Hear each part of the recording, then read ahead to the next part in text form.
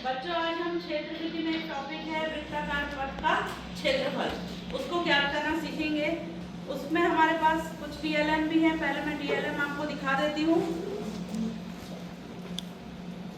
वृत्ताकार पथ का क्षेत्रफल, वृत्ताकार के नाम से स्पष्ट है कि हमें वृत्त के आकार के पथ का क्षेत्रफल निकालना है। हमारे आसपास बहुत सारी ऐसी आकृतियां होती हैं जिसमें हमें उसका क्षेत्रफल निकालना होता है।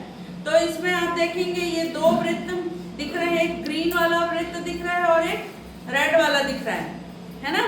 तो ये ग्रीन वाला बड़ा वाला वृत्त में से जब हम छोटे वाले वृत्त को घटा देते हैं तो हमें इस वृत्ताकार पथ का क्षेत्रफल मिल जाता है।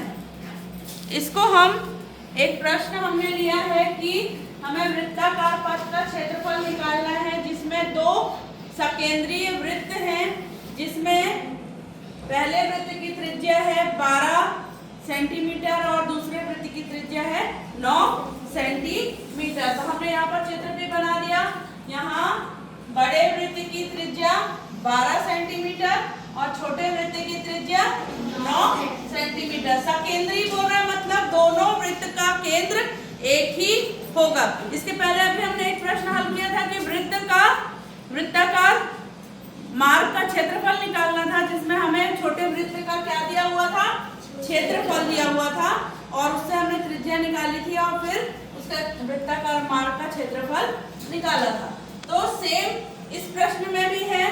अब यहाँ पर आप देखो ये एक टीएलएन है हमारे पास, इसी तरह से वृत्त बना, ये बड़ा वृत्त और उसके अंदर छोटा वृत्त। तो हम हमको इस मार्ग का क्षेत्रफल निकालना है। तो कैसे निकालेंगे हम?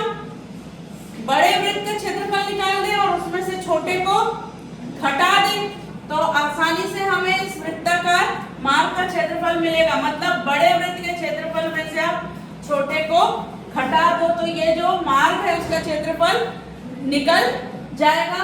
तो अब इस प्रश्न को हम हल करते हैं।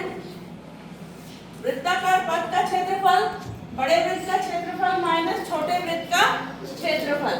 बड़े वृत्त का क्षेत्रफल हम जानते हैं, वृत्त का क्षेत्रफल क्या होता है, पाई आर स्क्वायर। तो बड़े वृत्त की त्रिज्या हमने ली है r1 और छोटे की r2। तो लिख लेंगे पाई r1 square minus pi r2 square.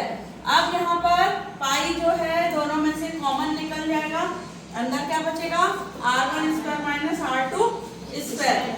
यहाँ r1 है 12 और r2 है 9, 12 square minus 9 square.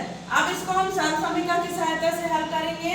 a square minus b square equal to क्या होता है, a plus b, a minus b। मान रखेंगे और कितना आएगा, 12 धन 9 और 12 ने 9। सरलसमीकरण के उपयोग से हम इसे बहुत आसानी से हल कर सकते हैं, कैलकुलेशन बहुत इजी हो जाता है। तो जब हम इसको काटेंगे और हल करेंगे तो हमारा 198 सेंटीमीटर स्क्वायर, क्योंकि क्षेत्रफल की इकाई क्या होती है, वर्ग इकाई होती है, इसलिए वृत्ताकार मार्ग का क्षेत्रफल हमारा आया है 198 सेंटीमीटर स्क्वायर। तो इस प्रकार से आप वृत्ताकार मार्ग का क्षेत्रफल निकाल सकते हैं।